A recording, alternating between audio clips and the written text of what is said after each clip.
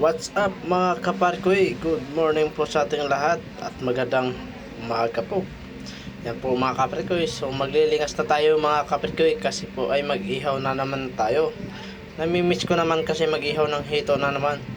Ang partner ng hito ko ngayon mga kaparkoy ay hita ng manok naman din. Kahapon limpo.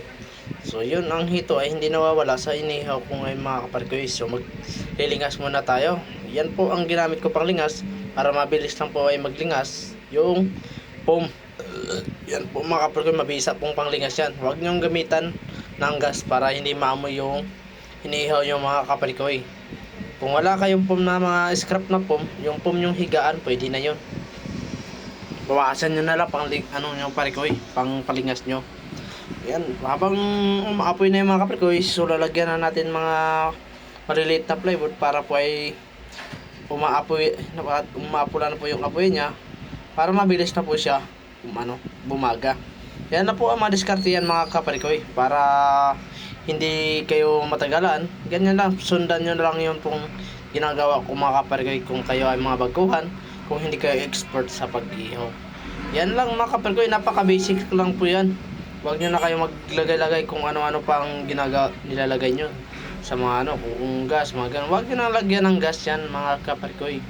At isa pa mga kaparikoy, yan po, kinuha ko na yung pang malakas akong blower para bilis talaga kumalat yung apoy at bumaga na rin yan.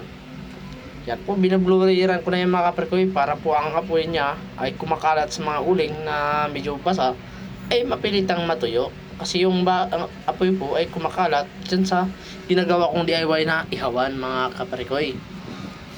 Kasi kanina pong mga kaparikoy, nakapagsaing na ako sa kabila dyan mga kaparikoy, yung may butas, nilagang saging.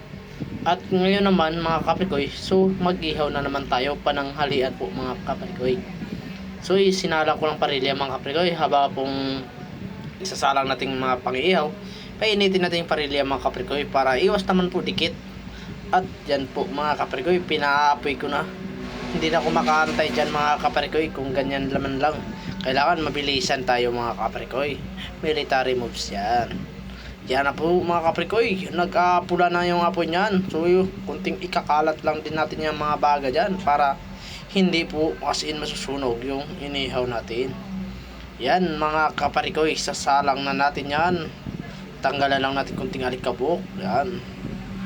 Yan po mga kaparikoy, nakikita nyo ng manok dyan. Ayan na po mga kaparikoy. Kunting sasalang na yan. Papahit-pahira na natin yan na mga secret nating weapon dyan mga kaparikoy.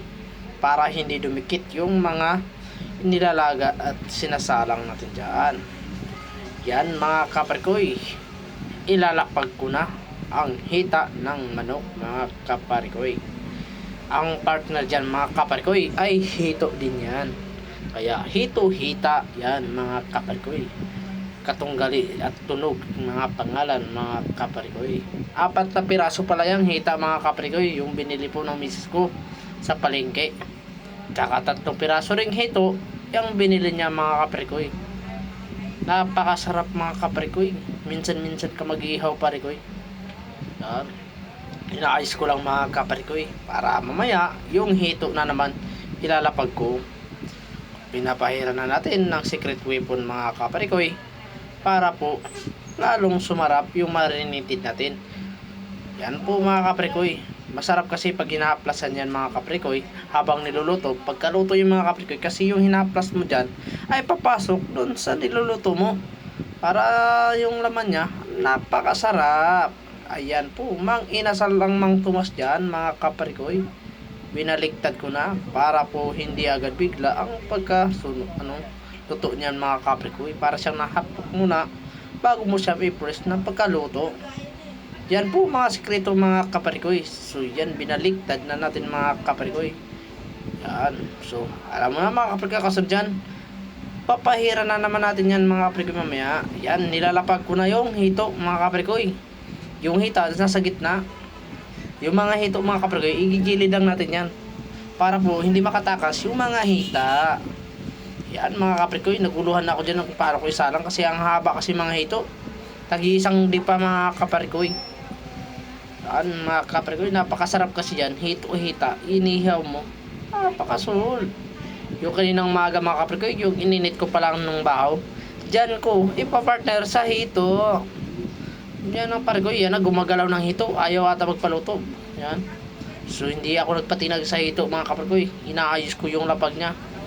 Yan, gumulong siya doon mga kaprikoy. Hindi siya komportable. Yan po.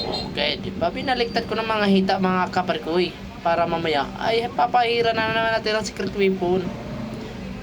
Inaayos lang natin mga kaprikoy. Yung hita mga kaprikoy baka ay malalaglag. Yan. Yung hito na naman binabaliktad ko rin. Parehas lang sila mga kaprikoy para po solve ang pagkaluto. Yan mga kaprikoy, inaayos ko talaga yan pagkara solve at pinapahiran natin yan. Ayan ang mga kaprikoy, yan napakasarap. Pinapahiran natin secret weapon yung hito natin para lalong sumarap yan mga kaprikoy. Next time sa sunod parikoy maglilitson tayo ng hito ulit. Litson naman, hindi naman iyaw. Diyan pa rin natin lilitsonin yan mga kaprikoy sa DIY kong ihawan mga kaparikoy. Napakasarap yan mga kaparikoy. Pinapahit-pahiran mo mga secret weapon. So lalapitan natin ng mga kaparikoy para solve yan ang hita mga kaparikoy. Hindi ko kakalimutan yan. Baka makalimutan na lang yung hito mapahiran, wag lang yung hita. Kasi ang hita mga kaparikoy, kapag hindi mo pinahiran yan, tutuyo yan mga kaparikoy. Yan pati hito mga kaparikoy, hindi ko na yan nilalampas.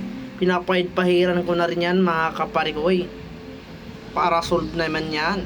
Binaligtad na naman natin yan mga kaparikoy para hindi natin yan maitala yung pagkaluto niya man mga kaparikoy. Next na naman mga kaparikoy, yung hita na naman binabaligtad ko na rin yan. Namula-mula na. Sarap pagkaluto yan mga kaparikoy. Hindi lang inasal ang masarap, mas masarap tayo magluto kaysa inasal mga kaparikoy. Mga secret weapon lang yung mga kaparikoy. Hindi ko na pa nakita mga kaparikoy, baka gayahin pa. Yan na lang secret ko mga kaparikoy, kung paano natin ihawin at paano natin baliktarin. Di ba? Hindi dumidikit. Kanyan po ang sikreto mga kaparikoy. Try nyo mga kaparikoy kung mag-ihaw kayo. Gagayahin nyo lang yung ginagawa ko mga kaparikoy para po hindi dumidikit sa parilya. Yan naman, pinapahit-pahiran na naman natin ng secret weapon. Nanggaling pa yan ng Ukraine. Yan yung mga kaparikoy. Nang layo ng pinanggalingan ng secret weapon ko, yung mga marinate. Yan, pinapahit-pahiran natin mga hita dyan para solve mamaya pagkaluto. Ako, pati mga bahaw nyan nagstalbugan. Yan, pati yung hito, ulo ng hito dyan, hindi ko na pinapalampas yan. Pinapahit-pahiran ko na yan para yung kiss pagkaluto napakasarap. Uhay. Yan, kunting test lang mga kaprikoy, babaliktad na naman natin yan para hindi siya solve na pagkaluto niyan mga kaprikoy, hindi siya sunog. Yung isa po, take out ko na isa kasi po hiningi, hindi pa nga luto, hiningi na. Yan, tatlo na lang hita mga kaprikoy. So hindi ko naman kasi kanina pa nag-abang sa akin, parang naglalaway sila. Binigay ko na lang yan mga kaparikoy. Yan. Nais ko lang mga hito mga kaparikoy. So tatlo na lang yung hita. Yan. Bali tatlo na lang yan sila mga kaparikoy. Maya mga kaparikoy, maluluto na rin yan. Mapapagod yan kababaliktad mga kaparikoy. Iwan ko lang kung hindi pa sila mahilo dyan mga kaparikoy.